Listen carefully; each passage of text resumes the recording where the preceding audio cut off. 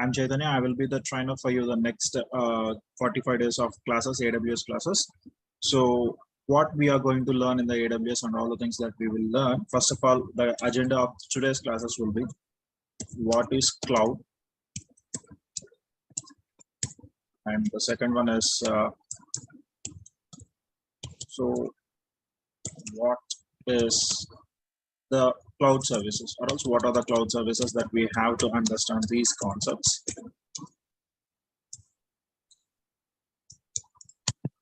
So as per today's agenda, we need to complete these two things before going further.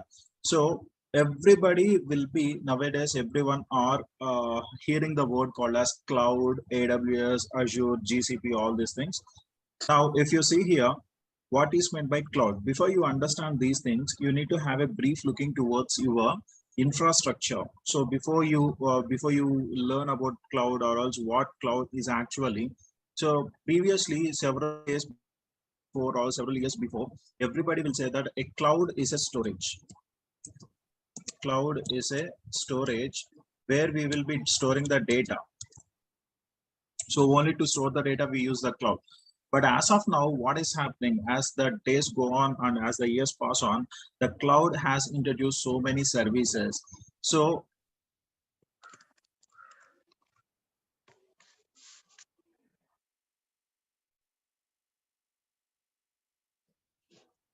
we will discuss about that. Anyways, so a cloud is basically is all about the storage where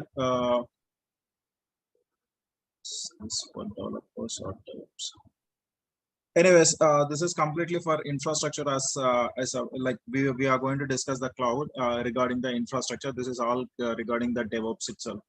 So if you are learning, it is completely only about AWS. We are not discussing about the DevOps. Whatever the course that you are learning in the next 45 days, that will be completely about AWS only. It is not for the DevOps. So the DevOps classes are different. Okay. So you are a certified AWS developers. That's fine. So then these classes are not meant for this. So you are looking for this. Anyways, we will discuss about that.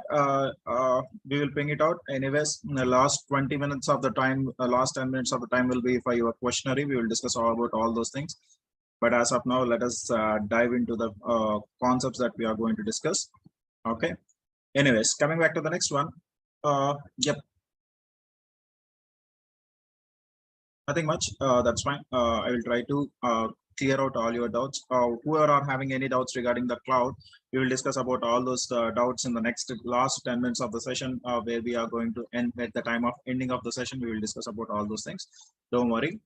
Now, when we go back to this, everybody are thinking that the cloud is a storage. In the previous days, everybody are thinking that the cloud is a storage. Simply, if I have to say, the best example, so many people will take as Google Drive, or else OneDrive, or else somewhere like Microsoft Drive. So anything will comes under the cloud storage. They will thinking about that I can store the data into the cloud. But later on, what happened? The cloud has introduced so many services, and before we go for the AWS, first of all, you need to understand why we require cloud. What is the necessity that each and every company nowadays? What is the necessity that each and every company are looking forward for cloud? So, so every startup company, or also every small range of companies are looking for cloud engineers, or also MMs is also nowadays looking for the cloud engineers. What is the necessity for that?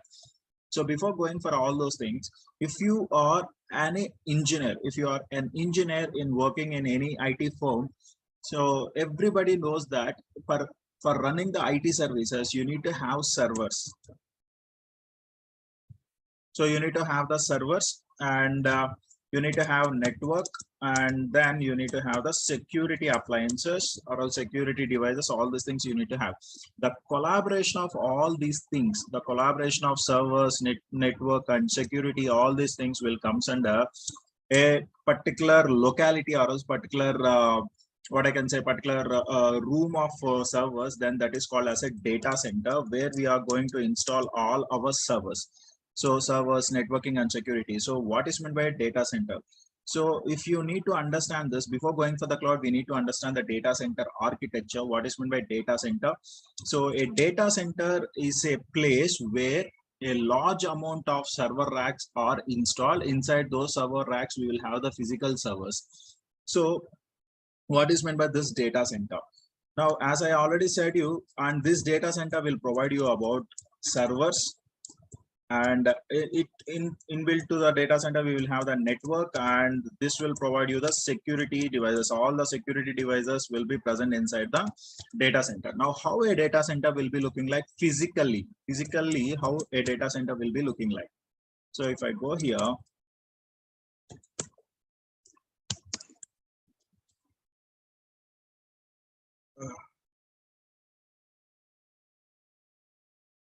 yes.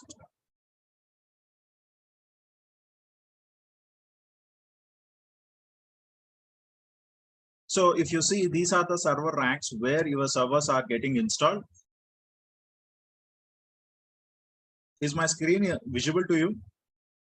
Is there any problem with the screen sharing? Yes, sir, visible, sir. No, Yeah. it's visible. That's fine. So if you see here,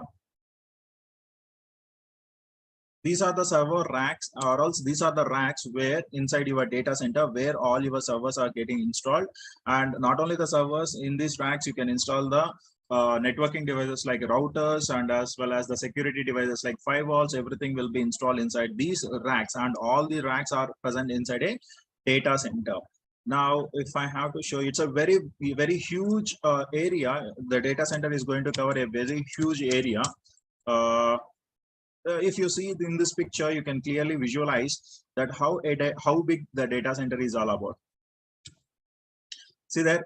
So if you see the trucks near the data center, see how they are looking like a small toys. So this is this big how a data center. Actually, it is like it is a cloud data center. But when you compare to your normal data centers, like normal company data centers, for example, if you are going to take about TCS, or else if you're going to take about Wipro, or else any company data centers, they are relatively small compared to the cloud data center. But eventually, what you are going to find out inside a data center, only the servers and network and security appliances will be available inside a data center. Now, how can we select an area for a data center? If I want to install any data center, then how can I select an area for a data center? The first thing what you need to see is you need to check it out for the power. So if you think in a company which is having a 10 computers, if in a room there are 10 computers, then definitely we need to have an AC. But if you go for a data center, a very big data center where there are thousands of racks, inside the thousands of racks, you can have some some thousands of servers. Now, how much amount of AC, or else how much amount of coolingness that the particular servers will require? And regarding that, how much amount of power that a data center requires? So we need to have high power availability, so that the data center will get power from two substations. From two substations without any power loss. If at all one substation is down, then we can get the power from the another substation, so that continuous power supply will be available for the data center, and as well as it will have around 3 days of power backup. A data center will have 3 days of power backup, and that is how we can maintain continuity in the power thing. And the next one is the second one, and the most important one is networking. Like data centers are not residing near to or else next to your companies. So data centers will be available only at the far end of the city, so that we need to have the network connectivity from our company. That the server needs to connect to the data center, or else the client needs to connect to the data center where their servers are located. So how they are going to connect? If at all there is no network connectivity, it is impossible to connect to the data center. So definitely we need to have a network connectivity that can be done by your data center. And the next one is, first of all, we need to check out the climatic conditions also, and we climatic conditions, like what are previously within 20 to 30 years, is there any disaster occurred at that particular location? If there are any disasters, then the data center will not be installed at that particular location. So if there is no disasters are occurred, or else less frequently any disasters are occurred, then that can be selected as a perfect area for installing the data center. And as well as transport facility. So why we require this transport facility? And not only that, we need to have, so every 5 to 6 years the equipment will be changing. Obviously we have to change the servers, or else obviously we need to go for the maintenance of the servers. Everything will be done. So within 5 to 6 years we need to have all the changes. For that we need to have the transport facility available very near to the data center. Of course the data centers has to be installed far end of the city, but still we need to have the connectivity through the all ways of transport. And as well as equipment requirement, as I already said you that every 5 years we need to change the data center or else data center equipment. Then definitely we need to have all these things ready. So why we require all this? Why we require the data centers? What is the necessity of a data center? Like, hope you understand that what are the necessities that we have, or else what are the precautions that we have to take whenever we are installing any data center. Now, after installing the data center, my data will be transferred between the companies and to the customers. Now, if I have to install this data center, which is very, very big in scale, I need to have very huge amount of investment that I have to do on a particular data center. If I am a small scale industry, or else if I am running a small scale firm, then how can I go for this type of data center? Is that feasible for me? For example, there is a company where there are only 5 to 6 employees are there. They are trying to work it on a particular application, and they want to deploy the application on a particular server, which is about a very startup industry. So for a startup industry, is that recommended to have the servers, these many number of servers and this many number of what I can say, how much amount you are going to spend on the servers is not feasible for a startup company. So what is the main thing that we have to overcome without spending the cost, without having this much amount of cost? How can I go for that? Now there comes a picture of cloud. So this is how your cloud will be introduced for the small scale industries. What is meant by a cloud?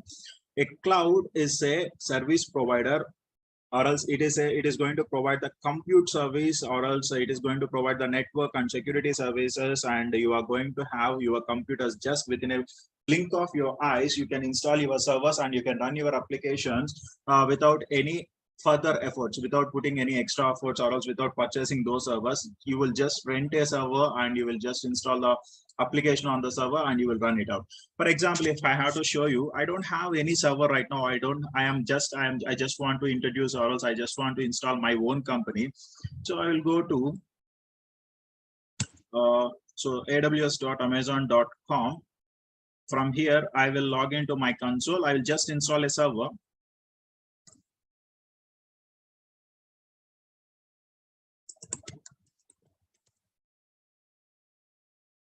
I give my password. Simply, I will go with the configuration of the server. I will just install a server within a while, and I will deploy my own application. Example server. That's well and good.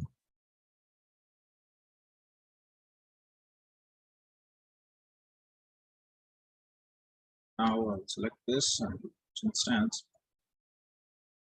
And if you see here where I have connected, now I am in Hyderabad location, or else I'm in a remote location, but I am going to connect to the server which is created inside the North Virginia region.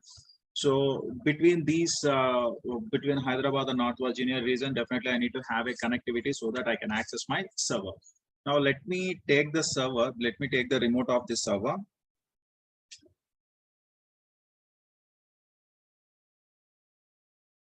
Okay.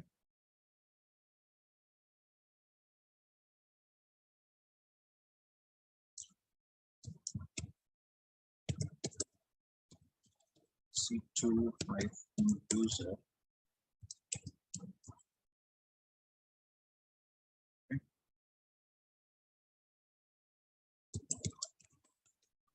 You can come to know about all those things. Don't worry about that. But still, now you are able to access your server.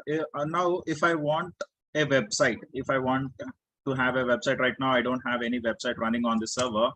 But if I want instantly, if I want any website, let me do one thing. How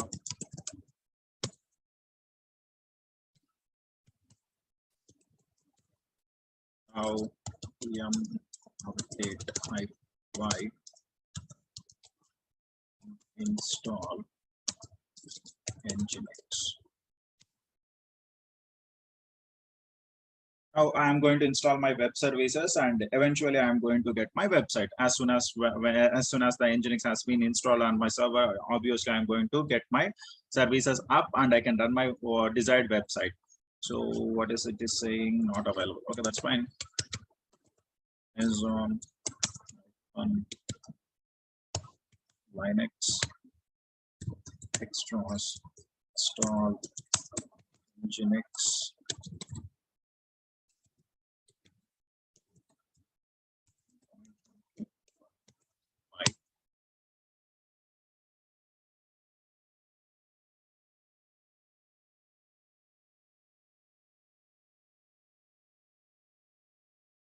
Okay, systemctl start Nginx. Now my services has been start. Now if I refresh this, if you see here, I got my website. Instantly I'm getting my services up and running. So I don't require anything. I don't need to bother about my servers. I don't need to bother about the networking, and I don't need to bother about the operating system that has been running, whether it has been installed properly or not. Is there any monitoring that I have to do? I don't need to bother all these things. Just I have installed my server, and I just install my services, and I'm running the services on that particular server. So I'm able to work it out instantly. But if I want to change this, now if you see here, I got a website like welcome to Nginx. I will just make it a small change. Nano/user share Nginx HTML index.html.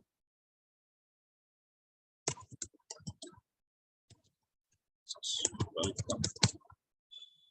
Now I'll go here. I'll simply say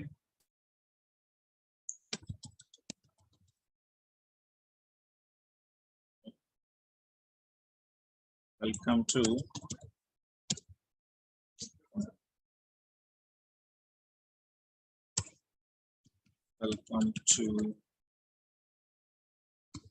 AWS trainings.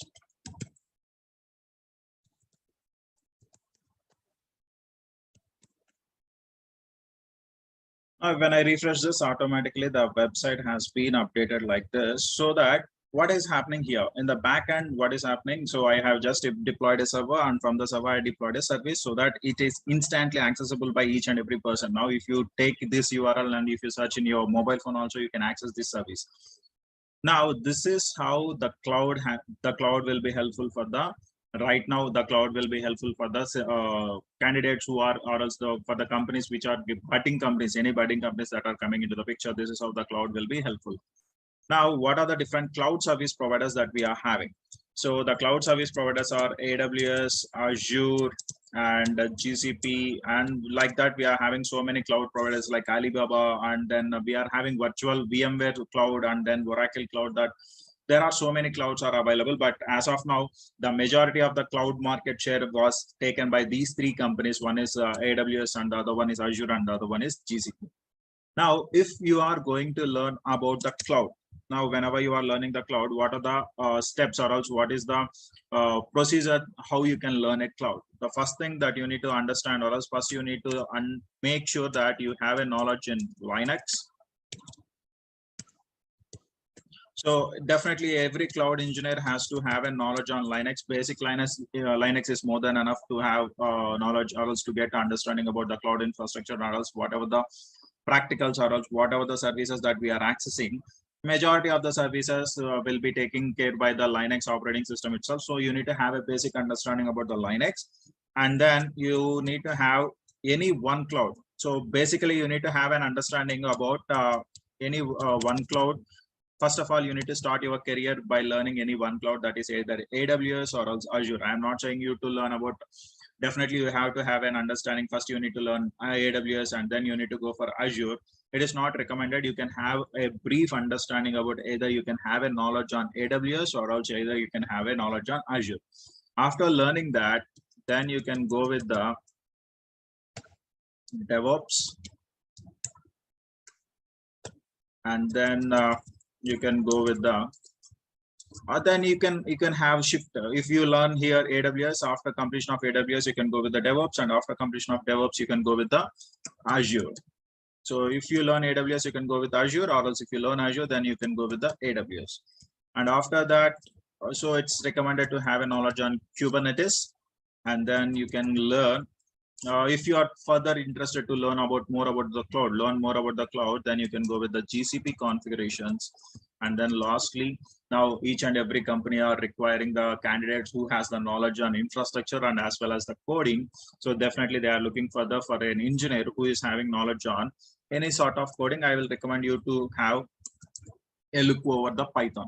So this is the agenda, or else this is how you are going to learn the cloud from basics to the higher levels. So this is how you are going to complete your sessions, and or also this is how you are going to learn all the cloud, and so that you can get a prominent job in a company. Now, definitely, is that recommended to have a knowledge on Python? It is not recommended to have that, but if you are having a knowledge on, I'm not specifying that you should have a knowledge on Python to learn the cloud. It is not recommended. But if you are interested towards learning the coding, and if you want to get a job in a good firm, then definitely you need to have the basic knowledge about coding, and as well as you need to have the basic knowledge about infrastructure. So whatever we are learning in the AWS, what are the concepts that we are learning in this class in the next 45 days, that is completely regarding your infrastructure only. There is no more coding that will be involved into your AWS. Now, what we are going to learn in the next couple of months, or else next 45 days, the first one is, so what will be the curriculum of the next 45 days? As I already shared with you in the website, and you can have a look over that. But if you want to know about that, I will just share you a brief curriculum here. So the first concept that we are going to discuss is VPCs. So in Amazon, first of all, you need to have a basic understanding about the first one is introduction to cloud. Intro to cloud. This is the first thing that you are going to learn. After that, you are going to learn about VPC, virtual private cloud. And inside VPC, there are some services like what VPC will be providing. So the VPC will be providing like somewhere VPC peering, NAT gateway, and security group, security concepts, and then VPN configuration. And then we will be learning about transit gateways. These are all the concepts that you are going to learn in VPC. And before you go for this, my recommendation is that you need to have a basic understanding about the networking also. Not very in-depth of networking. CCNA level is not required, but you need to have a basic understanding about networking. Among those networking concepts, you need to have a knowledge on IP addresses, and the next one is CIDR range. So these are the concepts that you need to have a basic understanding before you go for the VPC configuration. Why? Because VPC will comes under the networking services that are provided by the Amazon Web Services. So you need to have the basic understanding about these things. And after that, after VPC, then we will be going with EC2, Elastic Cloud Computing. So in EC2, we will be learning about what are the different types of instances that we are having, and how to configure the instances, and what are the different images that we are having. Either it might be a Red Hat image, or else it might be Ubuntu image, or else it might be Amazon Linux image, Windows image. These are all the things that we are going to learn in EC2 instances, and as well as we are going to learn about launch templates, and then we will be learning about load balancers, auto scaling groups. These are all the concepts, and with that we will be learning about global accelerator, Route 53, and CloudFront. These are some of the services that are provided by the AWS itself. And after EC2, then we will be going for IAM policies. So it's just a two to 3 days of classes. IAM, identity and access management, where you are going to know about who are users, what are the roles that we can specify, and then we will be going with the role-based policies, and then we will be going with the role switching. These are all the concepts that you are going to learn in IAM, and then we will be learning about, after IAM, Then we will be learning about S3 buckets. As we already know that S3 comes under the storage that is provided by the Amazon itself. So S3 buckets, simple storage services where we can store a huge amount of data. When you go for the EC2 instances, there is a storage called as EBS where you can store up to 16 TB of data. But when you go for the S3 buckets, here you can store huge amount of data, huge, like more than 16 TB. You can go with the unlimited storage. So that is provided by the S3. And then we will be learning about some of the concepts like RDS. Inside S3, you will be learning about EFS. So S3 Glacier, EFS, FSX, these are all the concepts that you are going to learn in S3. And when you go for the RDS, relational databases, so you will be learning about MySQL. And then NoSQL concepts will be there. Under NoSQL, I will be trying to show you how DynamoDB will be working out. So these are the concepts that you are going to learn. After that, you are going to learn about CloudWatch. And finally, we will be learning about cloud formation. If possible, then there is a concept called as a data migration. So data migration will be there from on-prem to cloud. This is completely optional. I'm not going to completely rely on this, or else I am not going to completely give a picture about how a data can be migrated from my on-prem to the cloud. But if in case if it is possible, then definitely I will go with the data migration also. These are the concepts that you are going to learn in the AWS. Hope you have a clear picture of what you are going to learn and how you are going to work it out. So is there any queries regarding this? If you have any doubts, you can ask me right now, or else we will go further.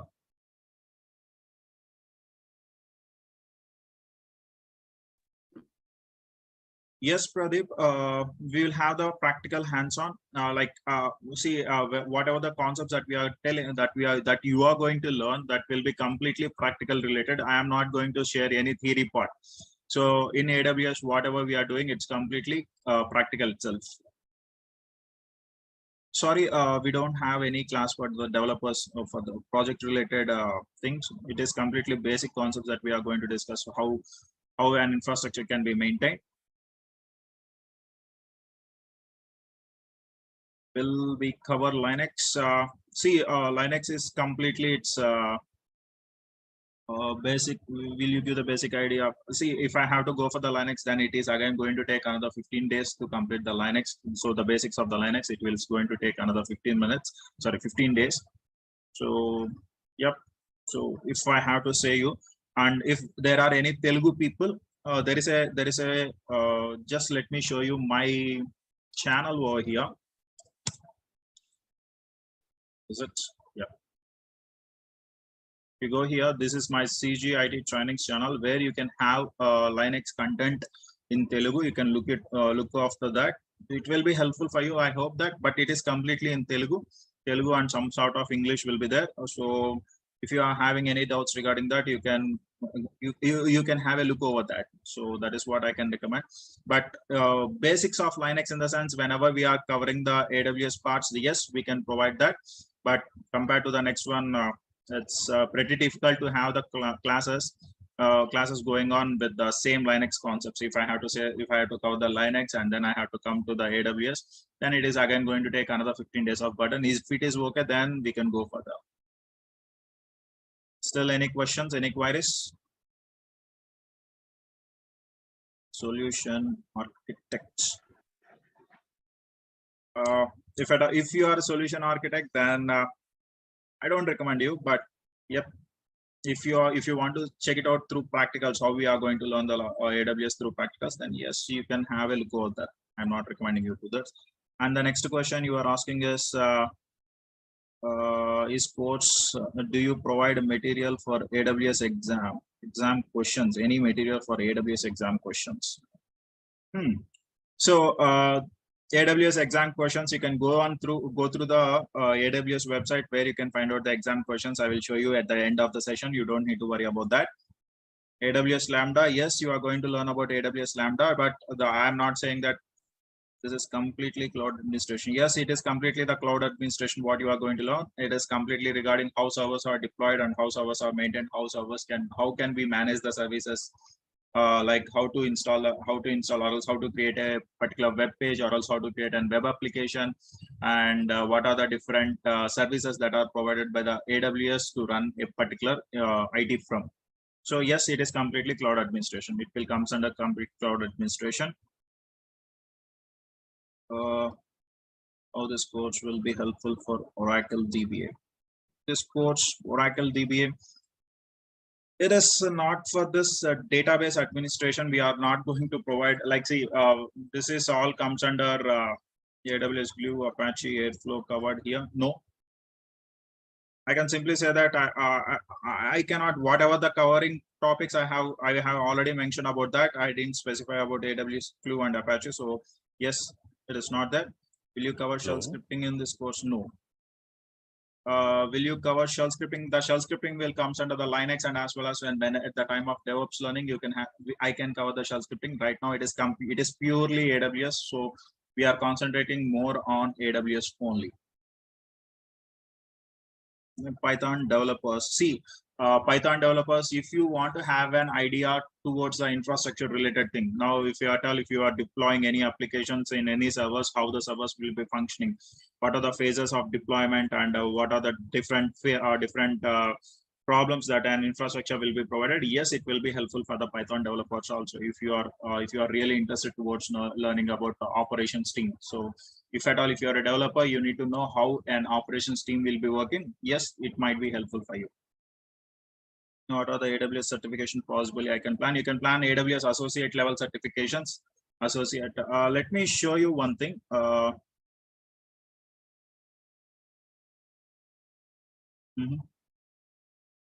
So if you are completing this course, you can plan for this certification. Like, you can go with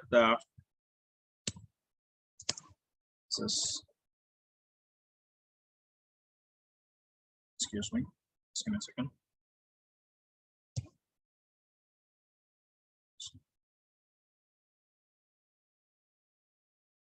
You can go with cloud solution architect associate level. You can write the exam, or else you can plan for the certification regarding this. You can go with this. Or else, if at all, if you are having any knowledge about prior knowledge about Python or else any coding, then you can go with the developer, and then you can go with the sysops administrator. These are the three levels of three associate levels, so you can plan for. See, Django is not covered in, sorry, Django and AWS, which is the best suitable for Python. Why you are asking the Python questions in AWS classes? This is completely AWS. We are not Django and Python. Django is a framework that is available in Python, not in AWS. So please, if you are having any questions regarding the Python, or else it is not completely for developers. So if you are having any questions related to, I already said you that Glue will not be provided. Yes.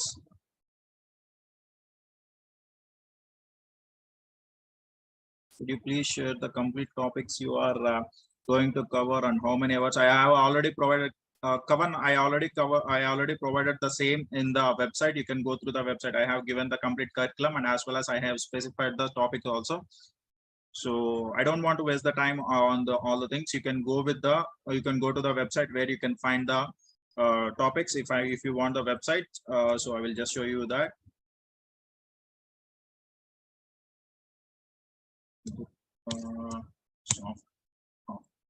Now, if you go to this website, here you can have the curriculum where you have registered.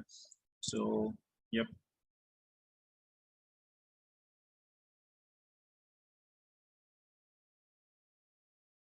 You can have the clear-cut curriculum, how many days it is going to take, and what are the different topics that we are going to cover in this, and all the things will be available right over here. So, so this is not the questions that you need to ask at this point of time. Will I get a job after this course? I don't recommend you to have the job only with the AWS. Then definitely you need to have the knowledge on both AWS and DevOps. So majority of the companies are looking for the engineers, but to learn DevOps, definitely you need to have the basic understanding about the AWS. So you need to have both, so AWS and DevOps. So by combination of these two courses, yes, definitely you will get a job. And I don't have the basic knowledge on Linux. I think you will provide, right? See, again, I am repeating. So if you don't have the Linux knowledge, okay, that's fine. But the basics concepts you cannot be covered. Why? Because again, I am saying you it's a time constraint. I have to complete the course within, if at all, if I have to complete the course within 45 to 60 days, then definitely you need to have the basic knowledge about Linux. If you don't have, you can go through my channel. You can have that. You can have the basic concepts only. You don't require much amount of much knowledge about the Linux, like administration level, like a pro. You don't require that. So let me do one thing. I will ping you at the right of my class. Anyways, still CGIT trainings. You can search it out.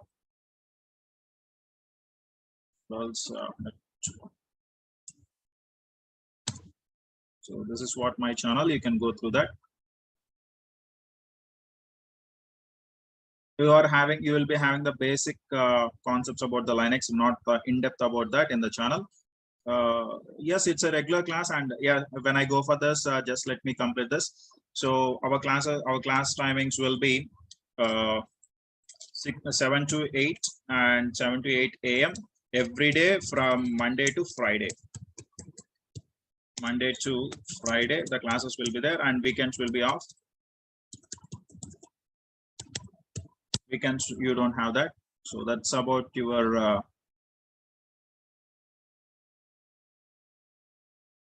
which certificates can I write with this course? AWS, I already specify that. I don't want to repeat it. Without dumps, yes, you can find the dumps in the websites of AWS. You don't need to worry about that. Dumps are not required for the writing the exam, any exam. But anyways, if you want the dumps, then you can have it. So you don't need to worry about all those things. No dumps will be provided. And this is you can go through that if you want to learn about Linux. Yes. Any other questions regarding? Don't go for the Python programming and all the things. We are not going to discuss about the Python programming. I am clearly, again, I am saying you that we are completely into the infrastructure as a service. After that, we are not going to discuss anything regarding the programming itself.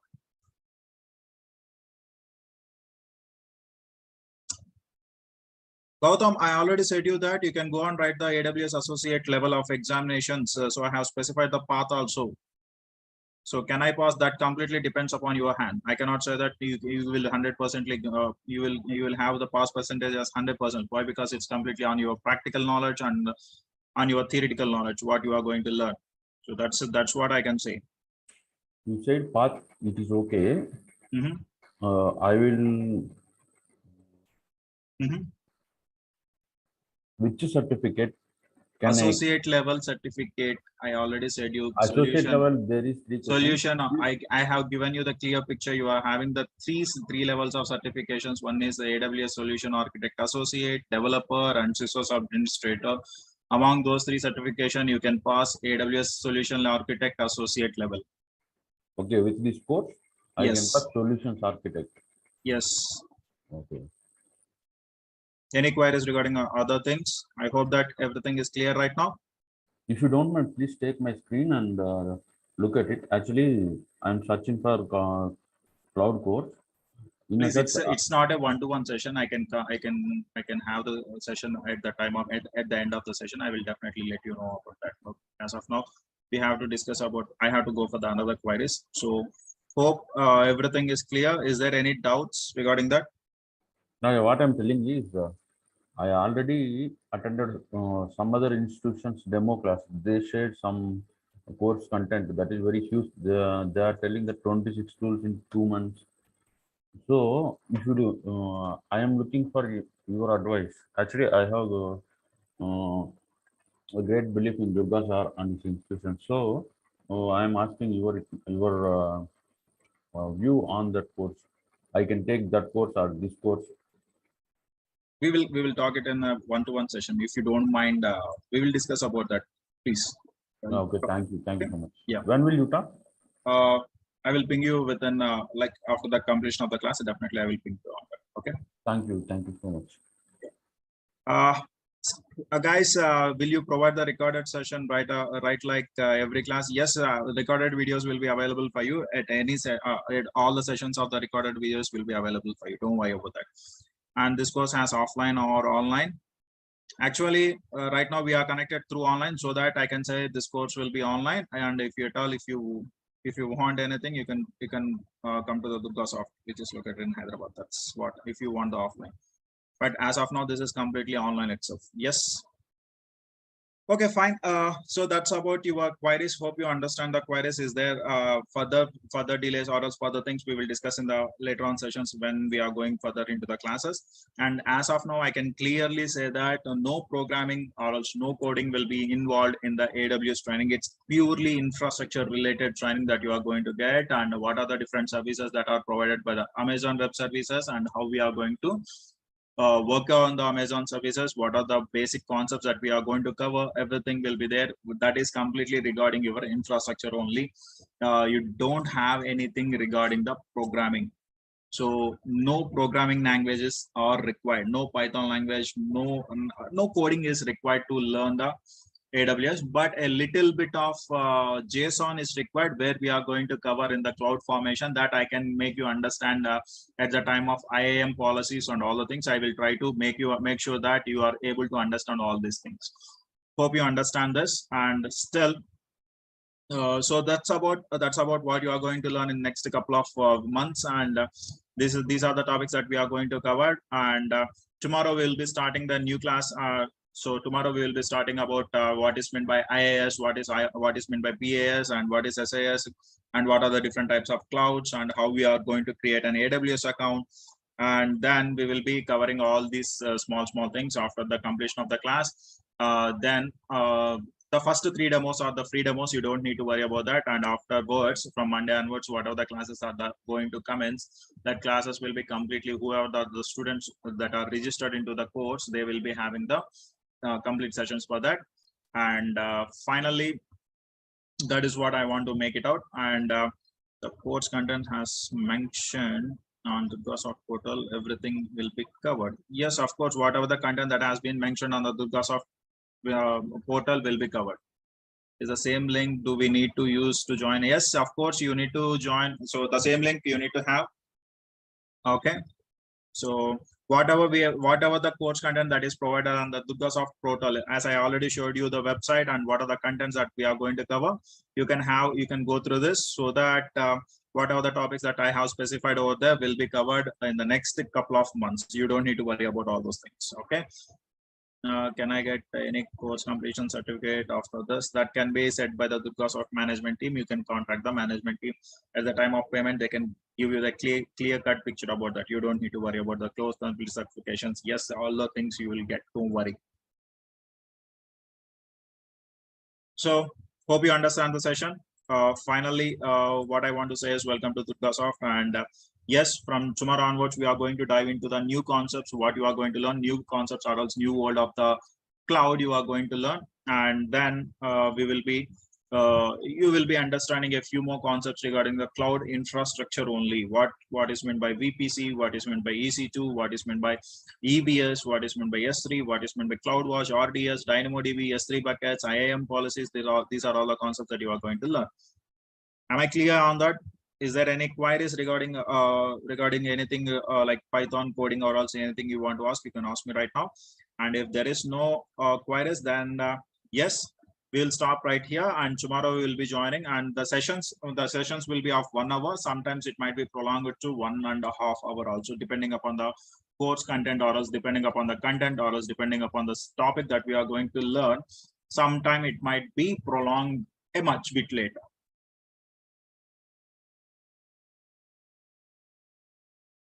Yes, you can get the recording of this class also. I hope that we will provide this demos also. So you don't need to worry about that. Okay. So hope you guys hope you understand what you are going to learn in the next couple of months. And that's all from my end. So have a nice day and bye. Take my screen. Okay. Just give me a second. Gautam, right? Yes, yes. Just give me a second.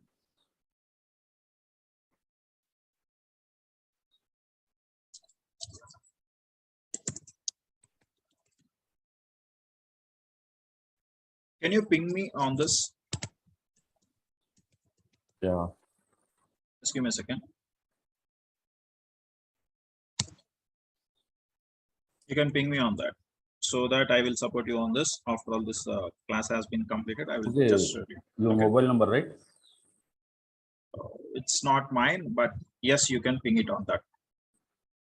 Okay, don't worry. I will give you an instant reply on that. So yes, Okay. that's all for today. Have a nice day, guys. And Gautam, you can ping me on that. I will discuss about that. This number has WhatsApp, okay? Yes. Okay, thank you so much.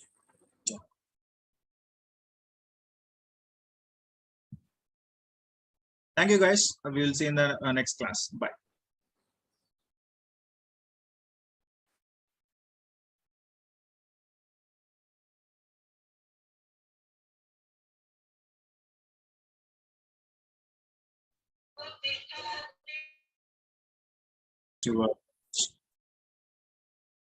So who are eligible for this for the learning of this course, and what else then we have discussed about how you have to learn the course, what are the different stages that you have to learn the cloud.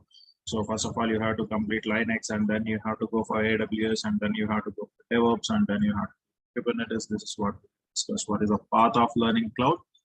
And then we discussed about what else and just I have given us some clarification regarding your uh, cloud and all of things. So what are the scenarios that we have to take, and I have given you some curriculum regarding your cloud.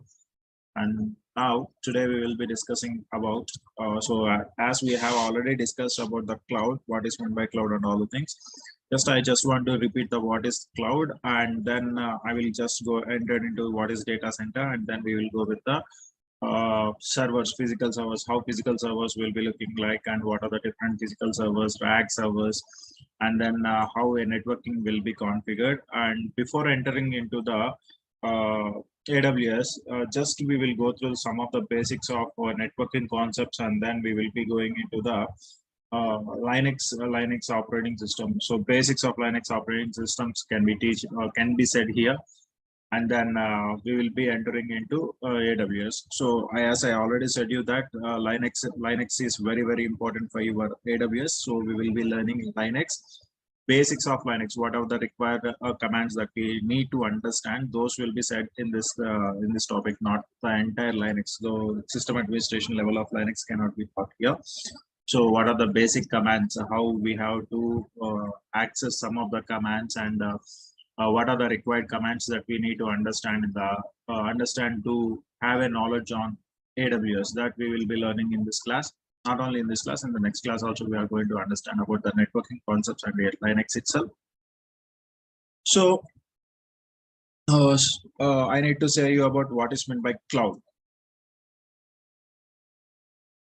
Yeah, a cloud, everybody will think that cloud is a storage, but as per my as I am saying you that the cloud can provide you different services remotely. So a cloud is an infrastructure provider which can provide you different types of infrastructure services like servers, and where you can install databases and applications in that servers. So again, I am repeating that a cloud is an infrastructure provider which will provide the servers and networking concepts, and inside that servers you can install the databases and applications, whatever your requirement are there. So this is about the cloud. So is cloud is physically present, or else whether it's an imaginary thing? So if at all, if I have to say you, so cloud is a physical data center. So what is this physical data center? As we already discussed in the last class, what is meant by a data center? A data center is a place where you will have a large number of servers are assembled. So what is this? What is meant by a large number of servers assembled? So a data center is a place where large number of servers are assembled. So how servers will be assembled inside a data center? So if you see, as I already said you in the last class, I have given you the scenario that A data center is a very large place where you can have multiple number of rack servers. Rack servers or also blade servers will be there. So how these rack servers will be looking like, I already given you an example. If I go back here, so you see here, this is how your data center will be looking like. Large, a huge amount of servers will be assembled. This is how your rack servers will be there, and these racks will have an server. So these racks will consisting of physical servers, and as well as these racks will have the networking related devices like Cisco routers or Juniper routers, and in this racks we can configure the firewalls like Barracuda firewall or also whatever the another type of Fortinet firewalls. All these devices will be connected over here. Now, how a physical server will be looking like. So just give for an example, if you go for HP Gen 10 server, so this is how a physical rack server will be looking like. Yeah. So this is the rear view of your server where you will have all the hard disks are assembled. And this is, if I have to show you, I will show you this. This is the best example. Over there.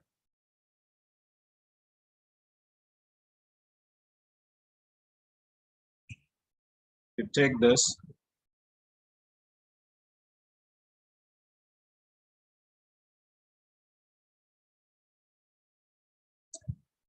Now, this is how your physical server will be looking like.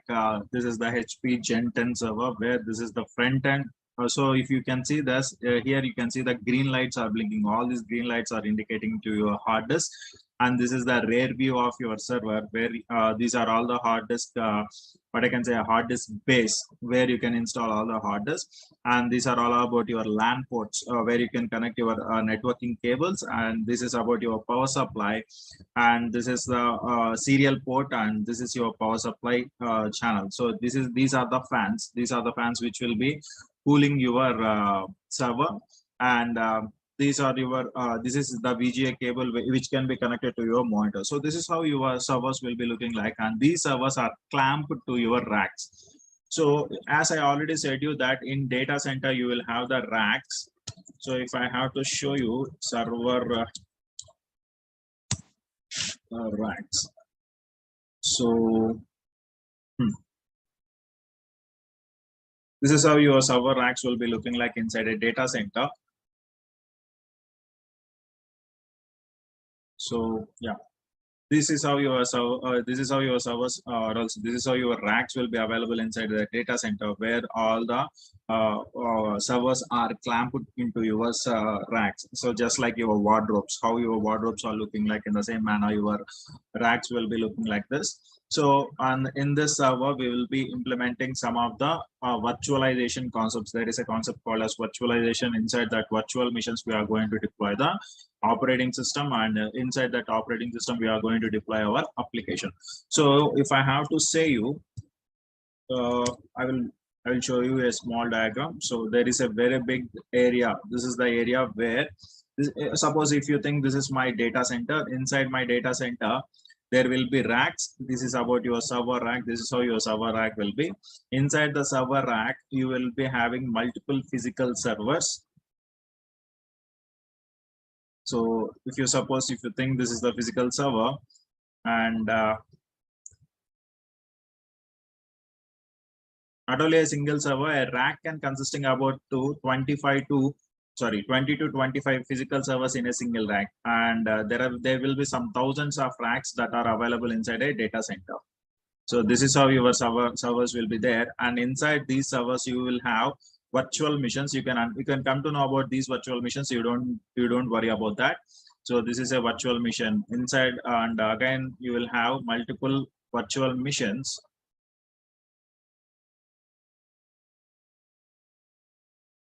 Like this, you will have the virtual machines, and inside the virtual machines we are going to implement the applications, and inside we are going to implement whatever the applications that we require.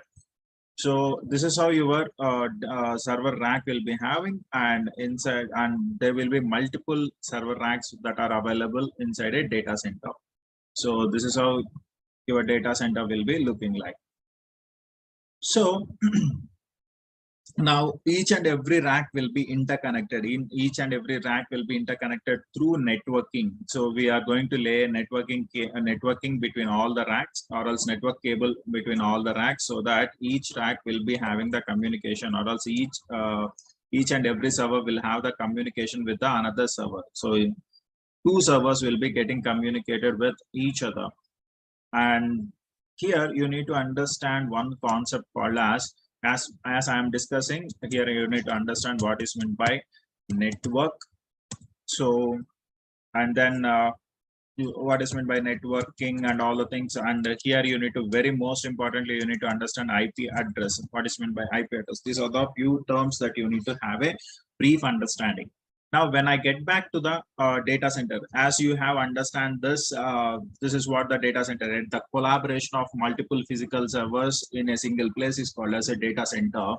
And a cloud is like a very big data center where we can have a collaborative of multiple servers and networking devices and security devices. And this cloud will provide you the services. This cloud will provide the user required services. Whether the user want any storage, yes, it can be provided through cloud, or else user want any servers, it can be provided by your cloud, and whatever, whatnot. A cloud is going to provide each and everything that a user requires.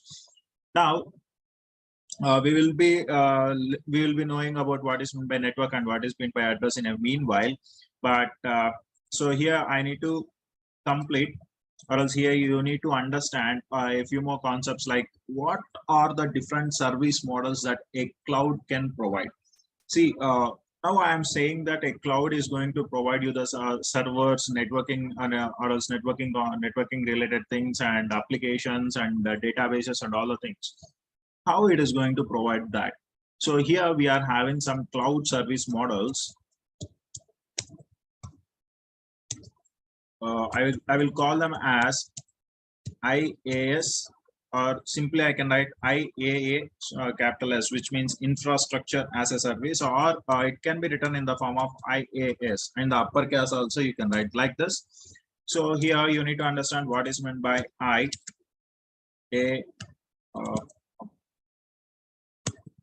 yes. So infrastructure as a service. Infra as a service. So let us go for a brief example. If I have to say you an example for this. Now you have constructed, or else you have given a contract to a contractor that to build a very home, so very new home. So he has constructed a new home for you, and he has hand over a home to you.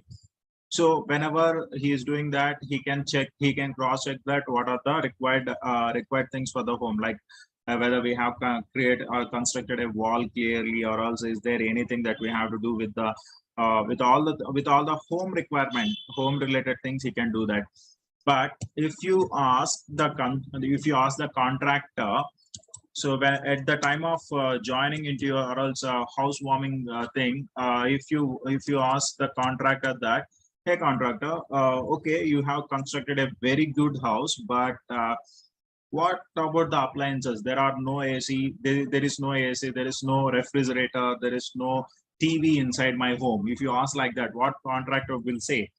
Obviously he's going to say that, hey mate, that is not my work to do. So my work is to construct a home for you. I have constructed a beautiful home for you, but the application related things, like whatever you want a refrigerator, that's your thing to purchase it, or else if you want a TV, that's your thing to purchase. That is not my thing. So my work is to construct a home for you. I have done my work, and remaining like applications and all the things, that's your responsibility. So in the same manner, as like the same scenario in IaaS also, infrastructure as a service also, so the service provider, whoever are the cloud service providers are there, either it might be AWS, or else it might be Azure, any service provider. So in the infrastructure as a service, they are going to provide you the infrastructure. So what is meant by infrastructure? So here the infrastructure is nothing but they are going to provide you the servers, network, and somewhere like data, so network and security.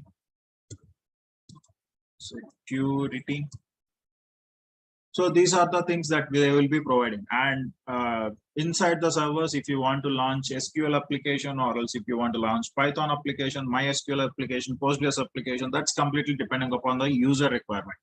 That doesn't bother, that doesn't have anything to do with the infrastructure as a service. So if you go and ask the service provider, hey mate, I have created a server inside your cloud, but you are not providing SQL inside that server. So obviously AWS or else any service provider is going to say you that, thank you for contacting, but that's not my responsibility to provide the application also. It's your responsibility, as you have chosen IaaS. So it's not my responsibility to give the applications for you. It's completely your responsibility. If you want to install Nginx, or else if you want to run Python, or else if you want to run MySQL, that's completely related to you. So whatever you want to do, you can do that.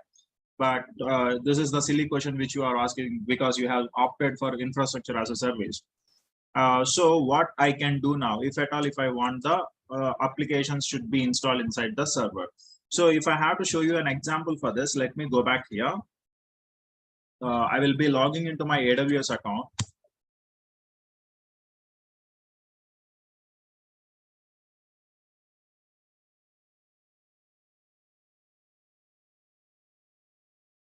So here, if you can see, we are having, I think I am having a server over here. So let me log into this server.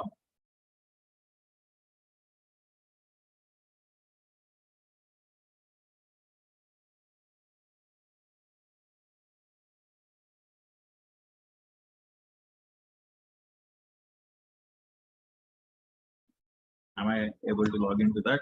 Just give me a second.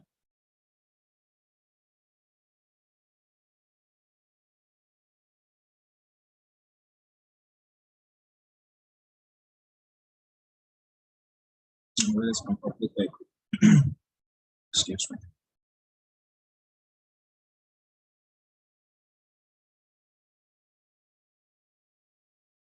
Once we complete this, once we complete the basic things, then I will show you what are the lab requirements, what are the softwares that you want to have to understand AWS. So what are the different softwares like Putty? Actually, that is called as Putty, but as per our Indian English, then that name has been termed as Putty.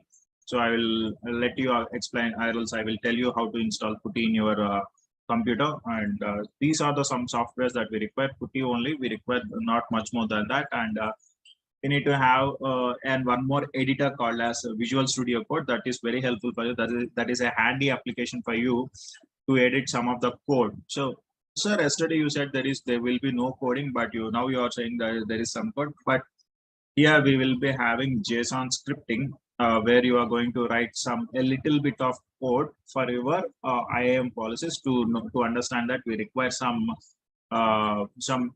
application called as Visual Studio Code. I will make you understand about that. Don't worry.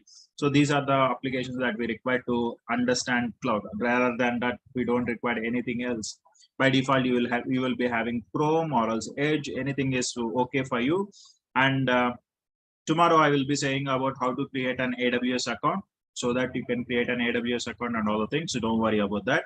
So let me log into this server.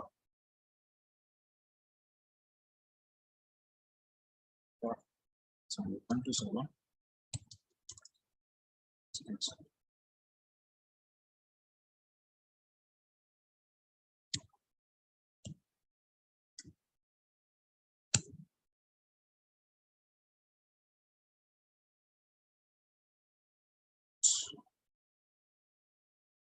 Sorry.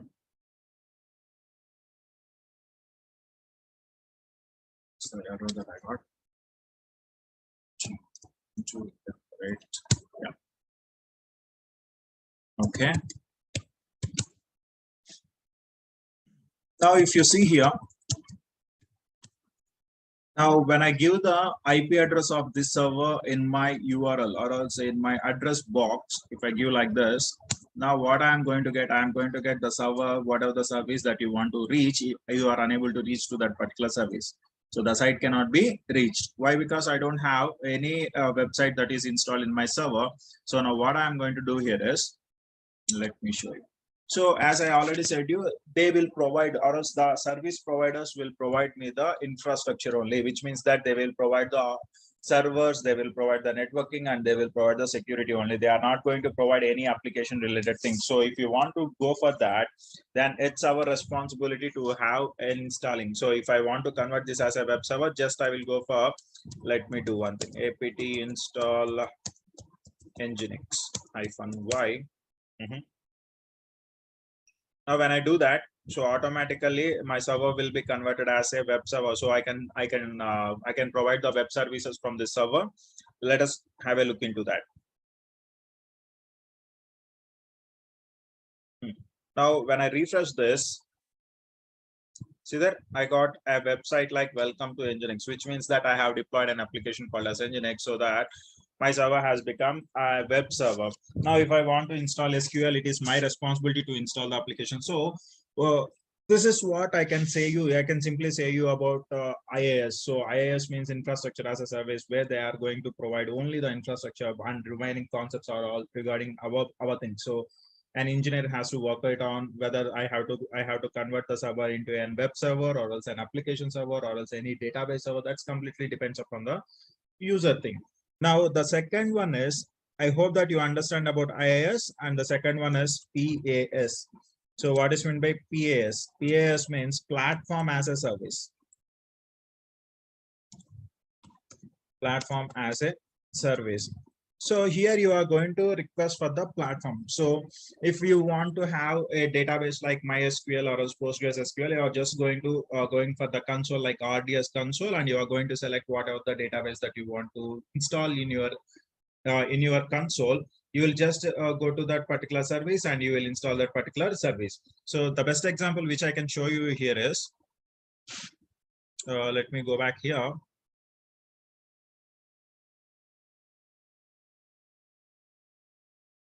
So yeah, if I open this,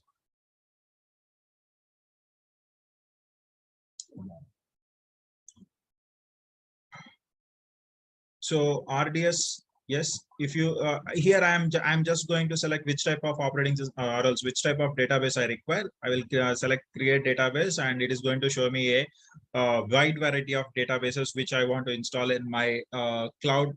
So it is going to ask me whether you want to install Amazon Aurora, MySQL, MariaDB, PostgreSQL, Oracle, and SQL Server. So see, some of the candidates in your company might know about MySQL, and some might be knowing about PostgreSQL.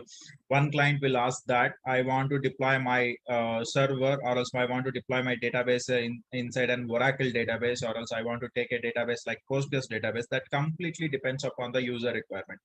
So if you want MySQL, you can select MySQL, and you can deploy that particular database. Now here what you are doing, you are selecting the platform, you are selecting the application. Just you want the MySQL database, yes, you are selecting, but you are not working on servers. So here, if you see in this phase, you are working on the servers, you are creating a server, and inside that server you are installing the application. But here, if you see that, you are not going to create any server, you are just going to select the database, and that inside the and you need to understand that we are not going to select any server where this database will be installed. By default, cloud service provider will have will have a thinking that this database should be installed in a particular server. Either it might be a Linux server or else Windows server. We are not going to select the platform, which means we are not going to select any operating system, which operating system this database has to be installed. We are just selecting the database. So this is like a service apartment. I think you know what is meant by a service apartment. Can anybody tell me what is meant by service apartment?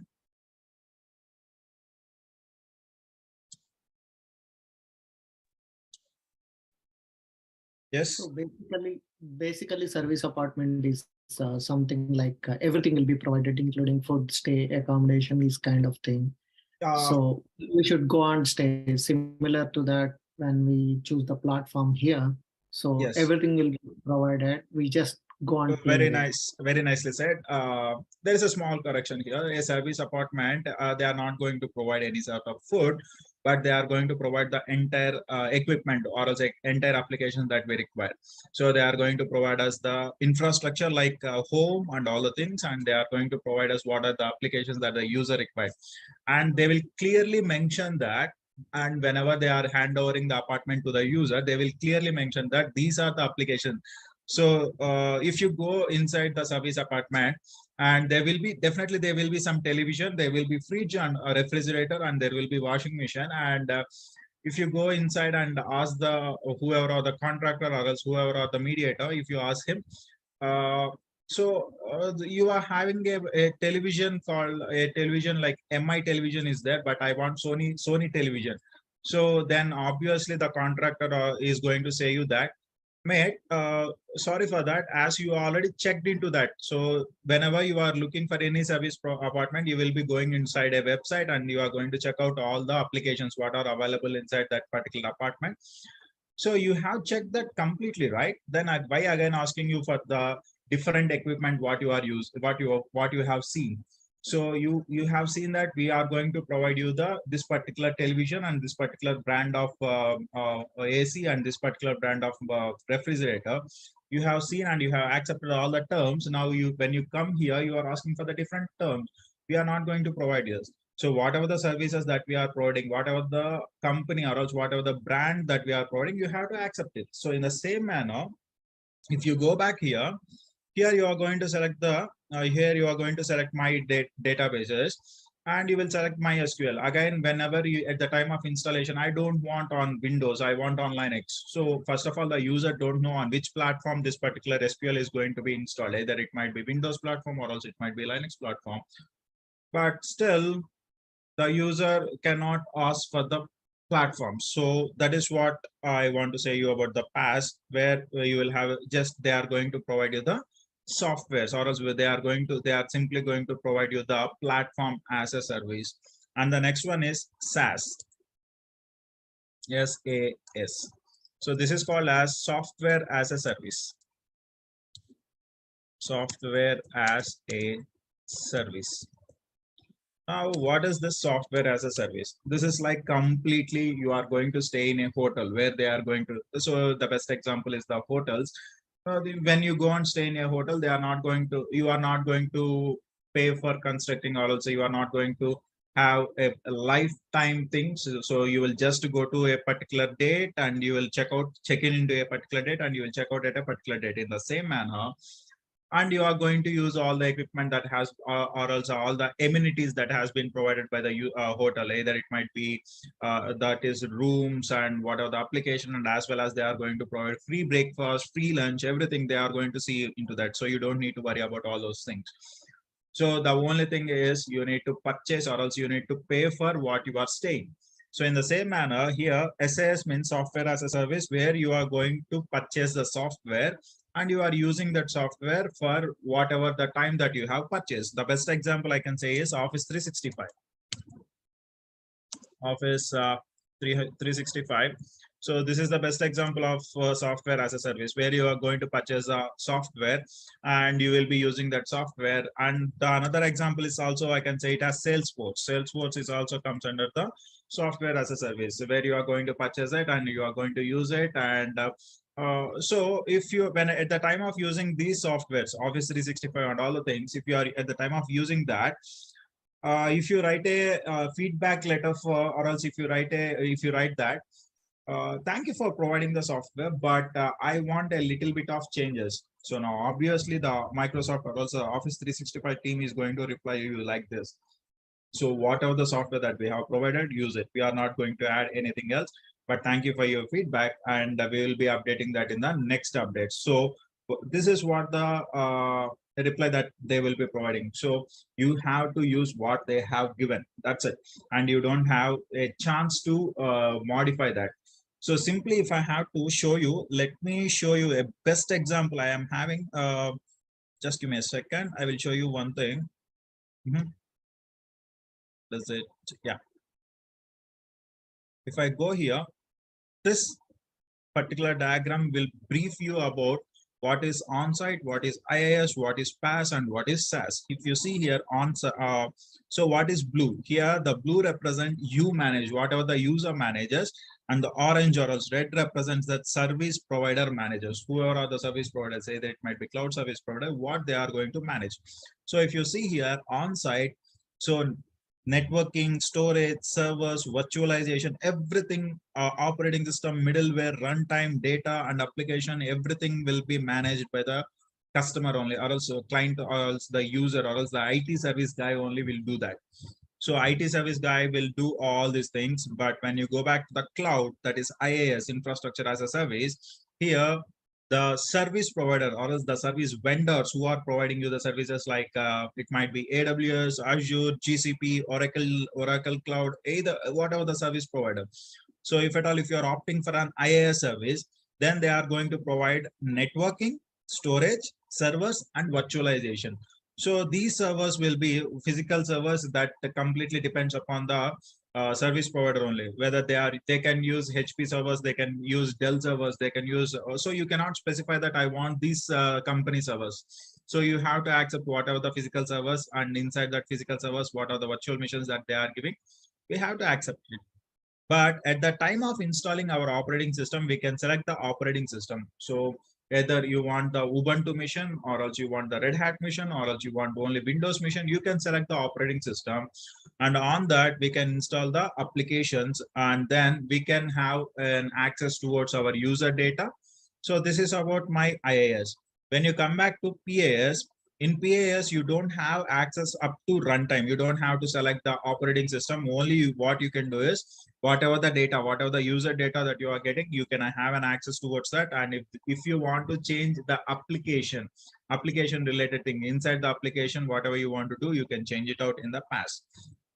Now, when coming to the SaaS, as I already declared you that SaaS is a type of infrastructure as a service where you cannot do anything. Everything can be done by the service provider itself. The software, you cannot change the software, or else you cannot do anything. So just you need to purchase the software and utilize the software. After that, you can simply uninstall the software. That's completely depends upon the user requirement. So hope you understand this. If you have any doubts, you can comment out me in the chat box.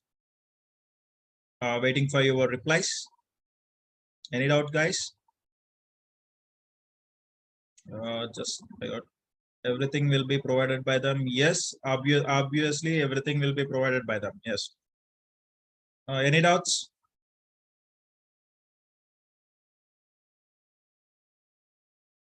You can type in the chat box. I'm waiting for your reply, guys.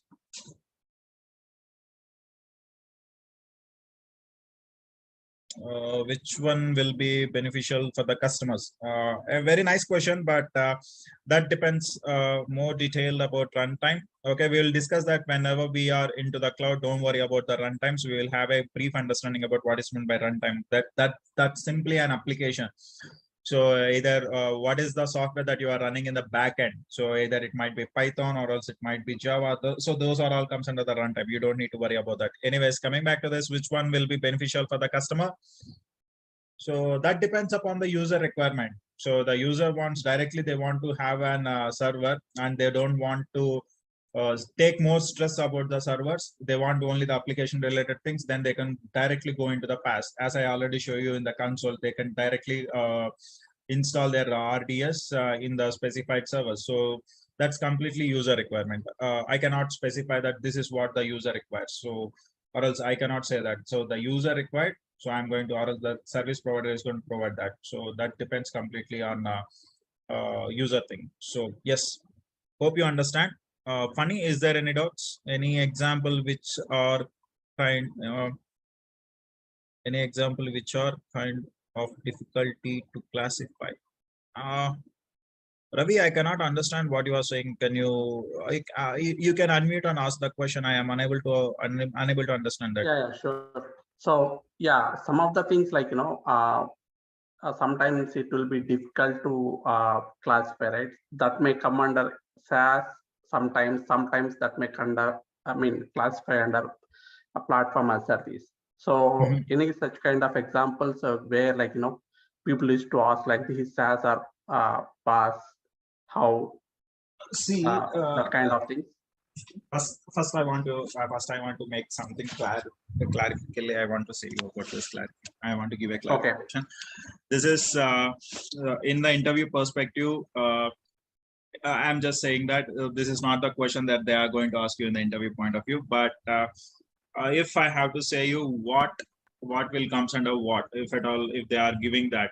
So simply you need to understand that who are going to deploy the server, whether the user is deploying the server, if at all, if I am deploying the server here, if you see here, who has deployed the server, this instance, the user has deployed the instance. So this will comes under the IaaS, infrastructure as a service. Now here, whenever I am just selecting the application, now who is going to deploy the server? Now the service vendor is going to deploy the server, then that will be coming under the PaaS.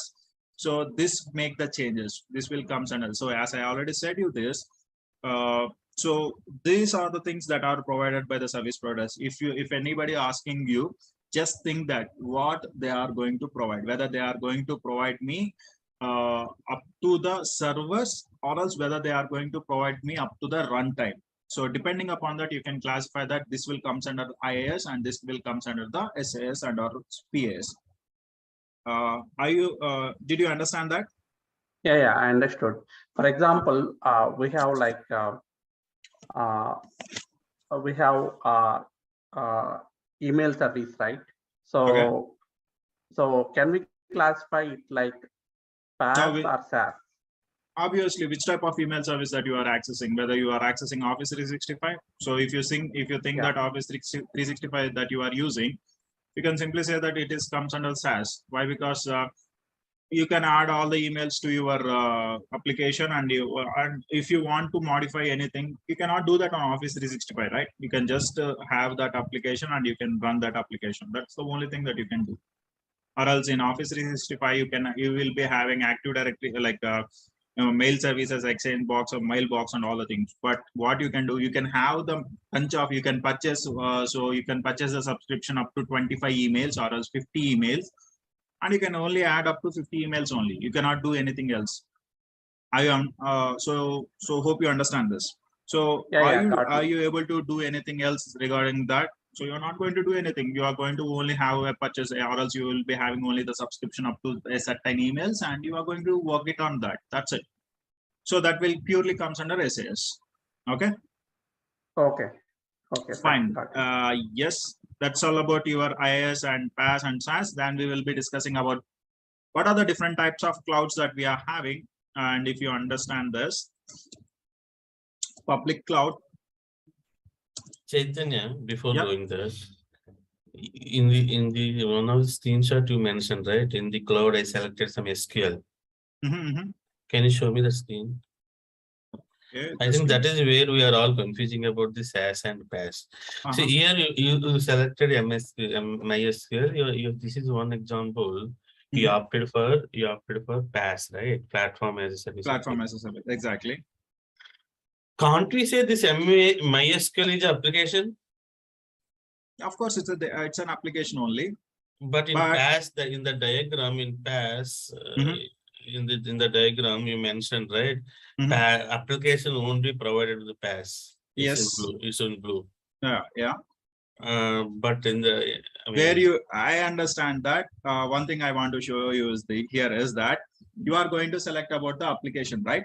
Yeah. Now, when you select this application in MySQL, whatever the data that you are entering, who will be entering the data, whether automatically the service provider will give the data, or else the user has to provide the data for the database.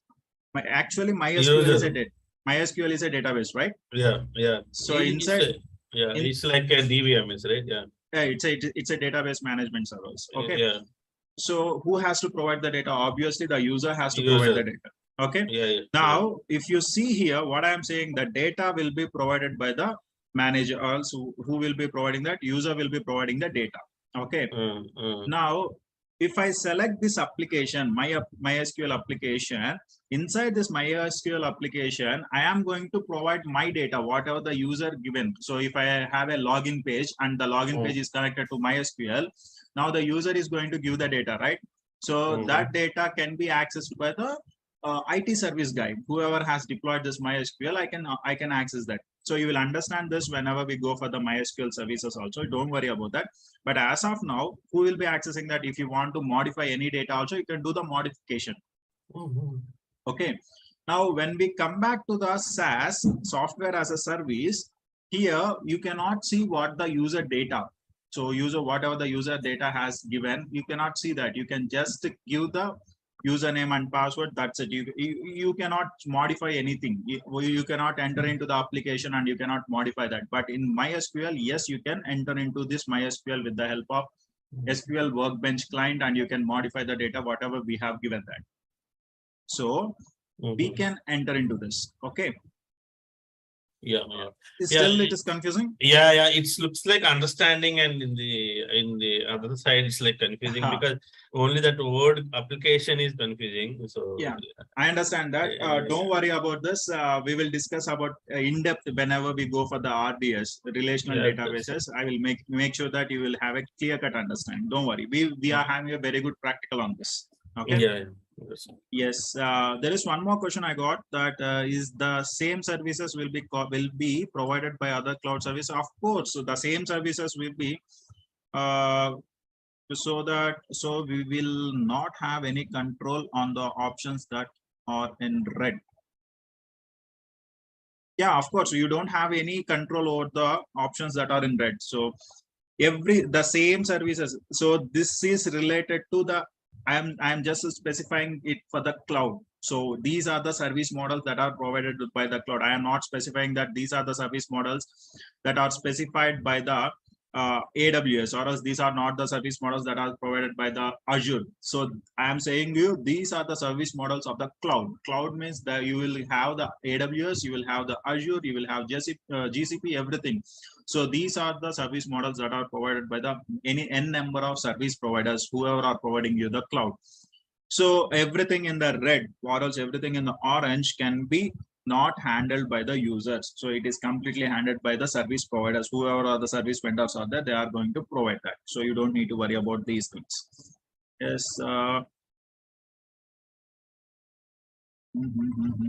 Is there any another questions? Hope you understand, Funny. Is that clear? Fine.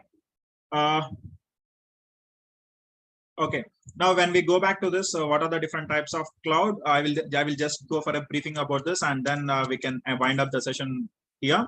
So public cloud, and we will be having private cloud, and we'll be having hybrid cloud. Now here, if I have to mention the public cloud, so can anybody ping me what is meant by public? I'm waiting for your responses in the chat box. Can anybody say what is meant by public?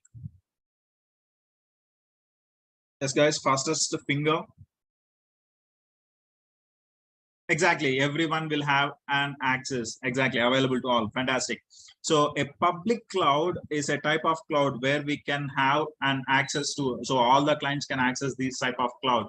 So whatever the services that are provided by the cloud can be accessed by anyone. So the best example is AWS. If you are having an account in AWS, or else if you are having an Amazon account, you can have the access towards your public cloud. And I can go with the Azure. Yes, it is going to provide the access to each and every customer. Now, what is meant by private cloud? Yes, as you have given the answer, private cloud. Exactly. So data with a particular organization, or else any sort of services that will be bounded for an organization, any sort of services that can be provided by a single organization, any servers that can be handled by an organization only. It is not going to share the servers, or else it is not going to share any virtualization with any another customers apart from the organization. Then that is going to come under the private cloud. So within the organization, I can simply say that within the organization, or else within any company, so then that will comes under the private cloud. So if I have to give a briefing about that, now let me go back here. Public cloud, a public cloud provider offering storage and computing services optimize their computing hardware and software support of these type of workloads. Now, if you have the definition, a public cloud is defined as a computing service provided by the third-party providers over the public internet, making them available to anyone. So here the most important thing is So the service providers will be providing the services to the customers, any customers all around the world through the public internet. Then that is called as the public cloud. Now, what is meant by private cloud? If you see here, a private cloud is a cloud computing deployment model where the customer controls or owns the data center providing the cloud services. So whoever are the customer are going to have their own data center, or else they will have their own servers. Then that will comes under the private cloud. So they are not going to share this with any another third party customers, or else any outside customers. They are not going to provide the services to them. Then that will comes under the private. So privately we are doing in the sense that's completely in a single organization. So they are not going to say that. Now the next one is hybrid cloud. The best example of the hybrid cloud is connecting or else combining the public services and private services will comes under a public hybrid cloud. So what is this connecting thing? Now if you think here, for example, let me show you like this. If there is a this is my organization. Okay, so inside an organization, I am having a very big server, or else a production server is there. And in this production servers, whoever are the clients, they are accessing this production server and they are accessing the website, and whatever the data that they want to store, they can store this data. Now, what I think is that saving the data in only one server is not very good for me. So what I have done, I have migrated the data, or else I have copied my entire data into a public cloud. So there is I have taken a cloud access like AWS access or else Azure access, and inside the console I have created a server. So I have purchased, or else I have taken a rent of a server. And now what I'm doing, I'm transferring my entire data from my on-premises server to my cloud servers. From on-premises server to the cloud server, I am transferring the data, or else I'm saving the data. Now the data is available in the on-premises server, which means in my physical server, or else in my private location. And as well as the data is also available in the public location. This is also so I'm accessing both. I am accessing the public cloud and as well as I'm accessing the private cloud. Now this will comes under the hybrid cloud. Now this is the best example. Hope you understand what is meant by a hybrid cloud. Now this is all about the different types of cloud services, a public cloud, private cloud, and hybrid cloud. Where public cloud means the cloud services that are provided by the, or else that are provided to the entire public or else entire users through a public internet. And a private cloud is a cloud service that are provided within an organization, then that is called as a private cloud.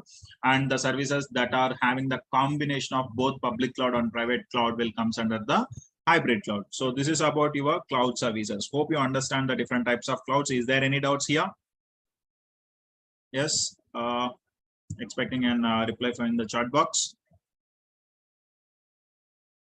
Hope everything is clear. Is there any doubts? Okay, fantastic. Can you give me some examples? So the best example of public cloud is, as I have given you, AWS and Azure and all the things. And for private cloud, Alibaba will also comes under the public cloud itself. Alibaba, and so if you want the best example, let me go here. So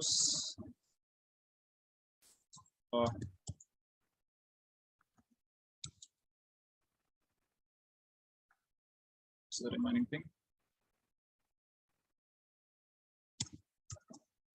Private cloud. So if you go here, so what are the different private cloud? The company that provides the IBM systems, IBM storage, this will comes under the private cloud, and NetApp, and these are all comes under the.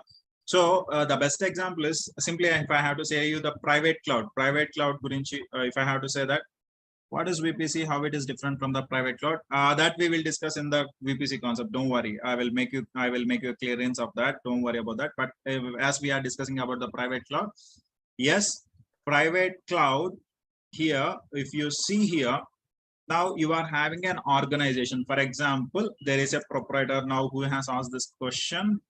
Can you, Pradeep? Yeah, Pradeep, suppose if you have installed your company and this is your organization.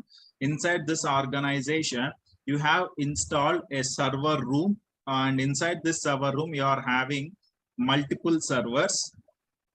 So these are the servers that you are having inside your organization, and these servers are connected to the storage.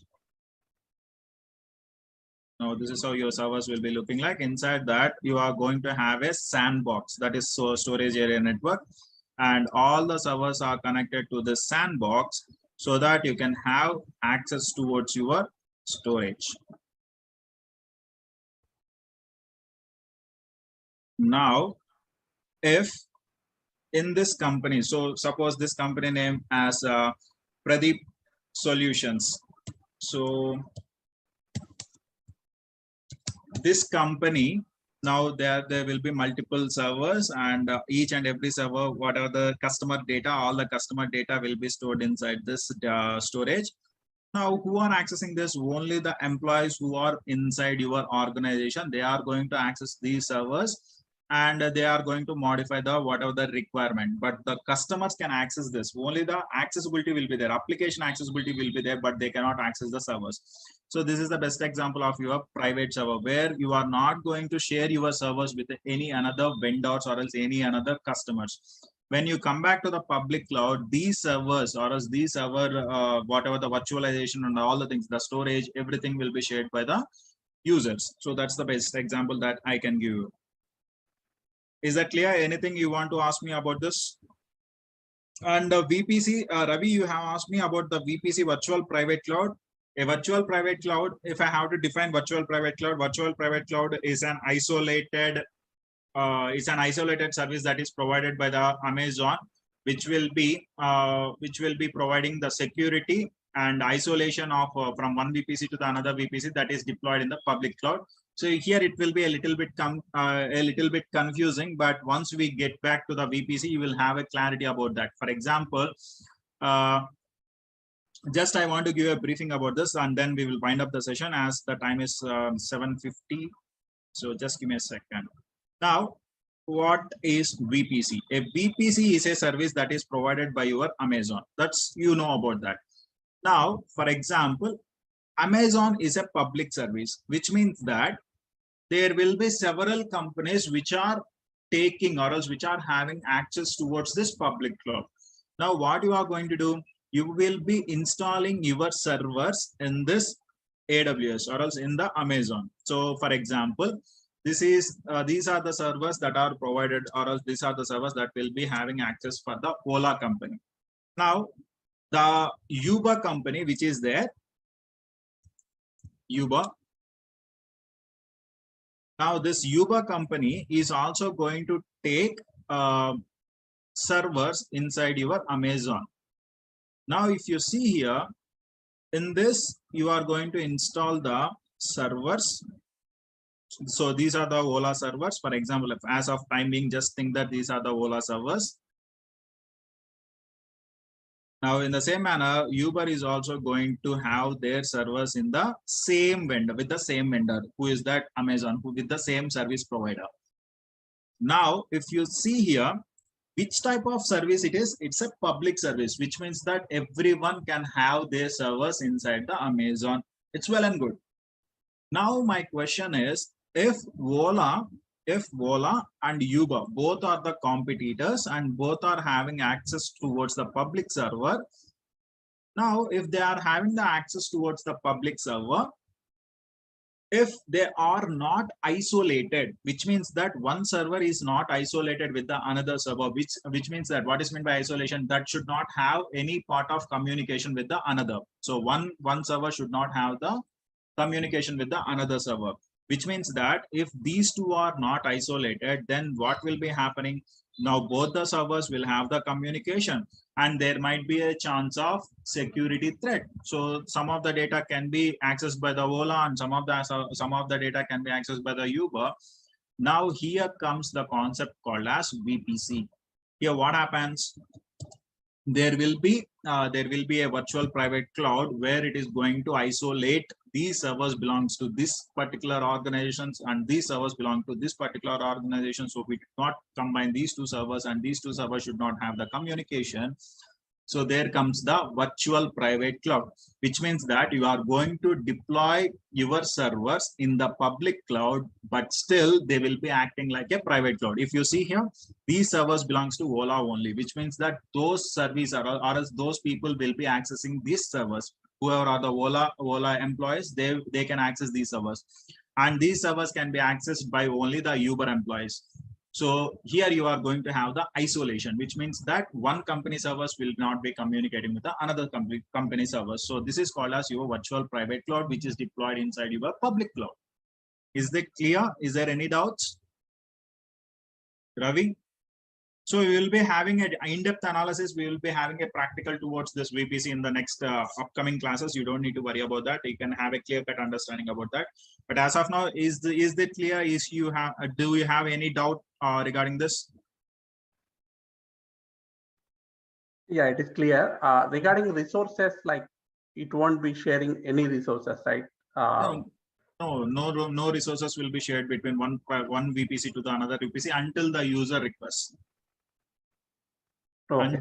Until the user required. So if a user of one VPC requires the resources to be communicated with the another VPC, then that can be happen. So we are having VPC peering techniques, we are having VPC transit gateway techniques. With the help of these things, we can have the communication between one VPC to the another VPC. Is that clear? Yeah, clear. Okay. Hope you understand the session. If you have any doubts, you can ask me, or else as the time has been going on, it is going very fastly. So I have to end up the session over here. And further clarification, if you want anything clarification, you can reach out to the durgasoft.com, or else you can reach out to the numbers. What are the mobile numbers that has been provided in the Durgasoft website, and the complete course curriculum is available over there. So this is the day 2 of your demos, and tomorrow will be the day 3, the last demo of your cloud. And from Monday onwards, whoever has been registered for this course will be enrolled, or else will be allowed into the classes. Hope you understand that. And yes, that's all. That is what I want to say. And from Monday onwards, the URL or else the login credentials might change. Login URL might change. So be cautious about that. And at the time of your logging, before logging, so please contact the Durgasoft to get that URL. Whoever has been registered and who has cleared their dues, or else who have cleared their fees, please contact Durgasoft for the URL so that you are going to get it out. And I want more responses from you guys. Without your responses, the classes will be very dry. So my classes will be completely one-to-one sessions. So whoever will be giving the answers, they will have a clear-cut understanding. Is that clear? Yeah, Chaitanya, is it second class? It was told me that it is first one. It's this yesterday we have started it. So it's just a basics of what is meant by cloud. Can I have that recorded? Sure, you can have that. You can reach out to Durgasoft team, so they will provide you the recorded videos. You don't need to worry about that. I will inform them also one time. So you just reach out to them. They will provide the videos. Okay. Yeah. One more question. You said 45 days, right? This is. Yeah, it's 45 working days. Okay. Mean Saturday and Sunday holidays, or only Sunday? Saturday and Sunday will be off. 2 week offs will be there. Okay. Yeah. Thank you. Thank you. And the course curriculum will be available with the durgasoft.com. Everything is available over there. Please look into that. So that's all. I will be winding the session right here, and we will meet tomorrow, and we will have some exciting concepts in the next class. We are going to learn about networking concepts. So have a nice day, guys, and bye. Thank you. Yeah, thank you.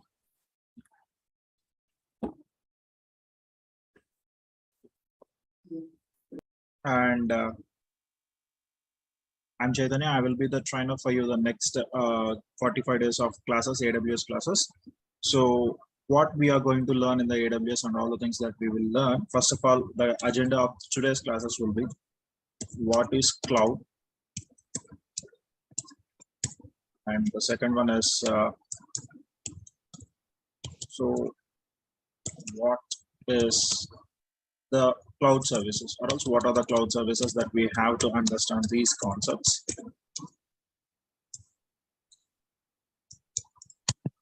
So as per today's agenda, we need to complete these 2 things before going further. So everybody will be nowadays, everyone are hearing the word called as cloud, AWS, Azure, GCP, all these things.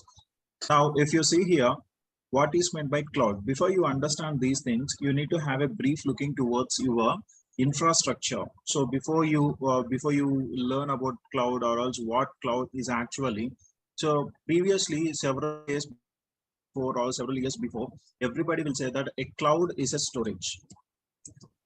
Cloud is a storage where we will be storing the data. So only to store the data we use the cloud. But as of now, what is happening as the days go on and as the years pass on, the cloud has introduced so many services. So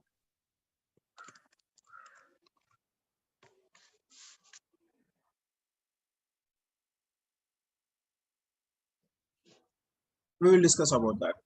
Anyways, so a cloud is basically is all about the storage where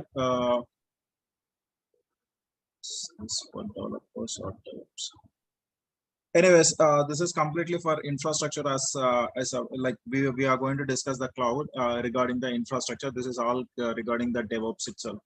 So if you are learning, it is completely only about AWS. We are not discussing about the DevOps. Whatever the course that you are learning in the next 45 days, that will be completely about AWS only. It is not for the DevOps. So the DevOps classes are different. Okay. So you are a certified AWS developers. That's fine. So then these classes are not meant for this. So you are looking for this. Anyways, we will discuss about that. We will ping it out. Anyways, in the last 20 minutes of the time, last 10 minutes of the time will be for your questionnaire. We will discuss all about all those things. But as of now, let us dive into the concepts that we are going to discuss. Okay. Anyways, coming back to the next one. Yep. Nothing much. That's fine. I will try to clear out all your doubts.